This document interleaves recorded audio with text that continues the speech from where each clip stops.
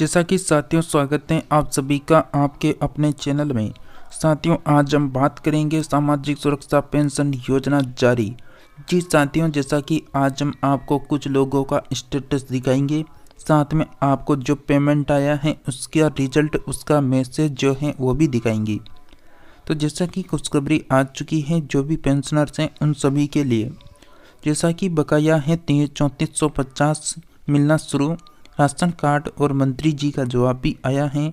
पालनहार योजना जो विभाग से जुड़ी खबर है उसकी भी बात की जाएगी। और किसानों को नहीं मिल रहा है यहाँ पर डीएपी, उसकी भी हम बात करेंगे। तो जैसा कि आप सभी साथियों को यहाँ पर बता दें, अगर आप राजस्थान प्रदेश की तमाम जो भी योजना चल रही है, तमाम जो भी अपडेट आ रही है, खबर आ रही है, उन सभी की लगातार न्यूज़ देखना चाहते हैं तो इस काले कलर की पट्टी को दबा के चैनल को जरूर सब्सक्राइब कर लें। चैनल सब्सक्राइब रहेगा तो आप सभी हमसे जुड़े रहेंगे, हम आपसे जुड़े रहेंगे और तुरंत प्रभाव से जो भी नई खबर, नई अपडेट आएगी आप सभी को इस चैनल में लगातार मिलती रहेगी। तो आप सभी लगातार जुड़े रहने के लिए आप सभी बिल्कुल लगातार चैनल को सब्सक्राइब करते रहें। जैसा कि खबर यह है, जैसा कि यहाँ पर मैं एक पेमेंट स्टेटस लेकर आया हूँ आप सभी के सामने, जिसमें यहाँ पर आप देखेंगे, नीचे से दिखाते हैं आपको, फिर आप ऊपर की ओर ले चलते हैं। जैसा कि यहाँ पर 1,000 रुपये की जो ये 3 राशि डली हुई है, ये कब की डली हुई है, जैसा कि यहाँ पर रिलीज जो डेट हुई है उसको यहाँ पर आप देखेंगे तो 14/5 का मतलब हो गया मई, और 4 मतलब अप्रैल। तो यानी यहाँ पर कह सकते हैं मतलब मार्च, अप्रैल और मई, इन 3 महीनों का स्टेटस यहाँ पर 1,000 रुपये दे रखा है। अब आप सभी को पता है यहाँ पर मतलब फरवरी में जो बजट पेश किया गया था भजन लाल सरकार के द्वारा, उसमें भजन लाल शर्मा जी ने जो 1,000 रुपये वृद्ध पेंशन थी उसको बढ़ाकर 15% कर दिया था। 15% मतलब यहाँ पर जो है आपकी तनख्वाह मतलब महीने की जो राशि थी वो 1150 कर दी थी। तो अब जो फरवरी में बजट आया उसके बाद जो है मार्च और इसके बाद अप्रैल और मई, यहाँ तक लगातार जो है 3 महीने तक मतलब यहाँ पर 1,000 रुपये मिलती रही। उसके बाद आपका जो बढ़ी हुई पेंशन थी वो आपको मतलब यहाँ पर कह सकते हैं 27 जून, उसके बाद 16 जुलाई, जून फिर जुलाई, जैसा कि 1150 यहाँ पर डल चुकी है।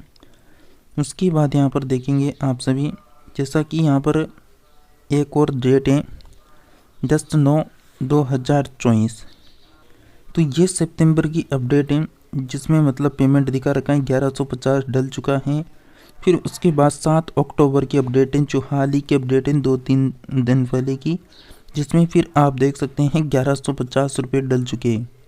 तो जैसा कि 3 पेमेंट यहाँ पर आपको शो हो रहे हैं, जिसमें आपका जो यहाँ पर कहते हैं ना कि पेमेंट नहीं आ रहा है, यहाँ पर जैसा कि मैंने सोशल मीडिया पर देखा तो इस तरह यानी जानकारी सामने आई और उसमें साफ साफ दिखा रखा है जो यहाँ पर अगर पेमेंट नहीं आता तो यहाँ पर ये डेट शो नहीं होती, यहाँ पर यानी पेंडिंग पड़ा होता।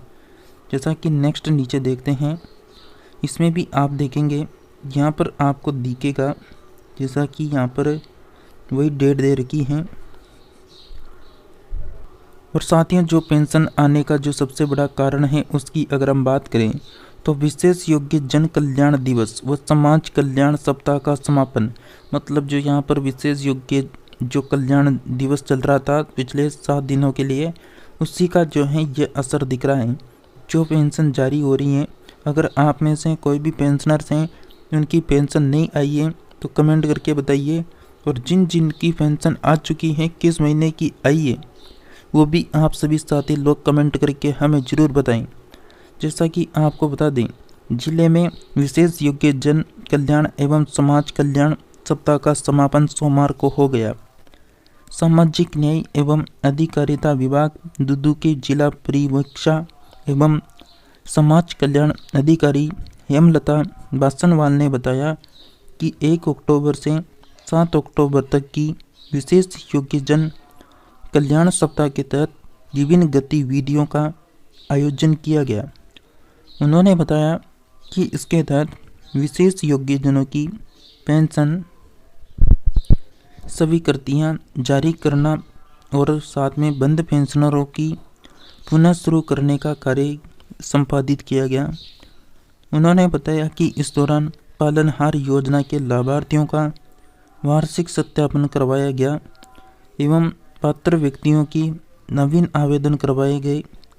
साथ ही विशेष योग्यजनों की विभाग द्वारा संचालित विभिन्न योजनाओं की जानकारी दी गई। विशेष योग्यजन कल्याण सप्ताह के दौरान पीएम दक्ष पोर्टल के समक्ष संबंधित जानकारी दी गई और विशेष योग्यजनों को आस्था कार्ड वितरण किया गया। तो जैसा कि यही असर है पेंशन आने का, क्योंकि यहाँ पर जो सितंबर तक ये कार्यक्रम चला, इसी का असर दिख रहा है, जिसमें देखा जैसा कि यहाँ पर विशेष योग्यजनों की पेंशन की स्वीकृतियाँ जारी करना, इसके संबंध में यहाँ पर बात हुई। साथ में जिन पेंशनरों की जो पेंशन बंद चल रही थी उनको पेंशन शुरू करने का भी जो है यहाँ पर कार्य किया गया। तो जैसा कि इसी का असर दिख रहा है, यहाँ पर जो पेंशनर्स के खातों में पेंशन आ रही है उसी का यहाँ पर जो है असर है। साथ ही आप सभी को बता दें, जैसा कि हमारे किसान भाइयों के लिए भी बहुत बड़ी खबर आ रही है। जैसा कि ग्राउंड रिपोर्ट से बरोड़ उपखंड है जहाँ पर रबी के सीजन के लिए 29,000 हेक्टेयर में बुआई होती है और वहाँ पर किसानों को नहीं मिल रहा है डीएपी। कृषि विभाग ने कहा कि एसएसपी और यूरिया का उपयोग जरूर करें। जैसा कि आप सभी को बता दें, ये डीएपी जो है और जो अभी आप सभी को पता है रबी सीजन आने वाला है, रबी की फसलें बोई जाएगी, तो उसके लिए डीएपी की आवश्यकता होगी बहुत ज़्यादा। तो यहाँ पर जो है हर जिले की यही समस्या है, हर गांव में, हर पंचायतों में, क्योंकि डीएपी जो है पर्याप्त जो है यहाँ पर भंडारण नहीं है। जैसा कि उपखंड क्षेत्र में सरसों की बुआई शुरू हो गई है, लेकिन किसानों को डीएपी नहीं मिल रहा है। क्रय विक्रय सहकारी समिति और अधिकांश ग्राम सेवा सहकारी समितियों में डीएपी नहीं है। इसके चलते किसान समिति और बाजार में खाद के लिए चक्कर लगा रहे हैं, लेकिन डीएपी नहीं मिल रहा है।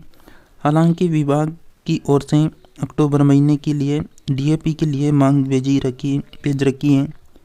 दरअसल बरोड़ उपखंड क्षेत्र में रबी सीजन में हर साल 29,000 हेक्टेयर के करीब बुआई होती है।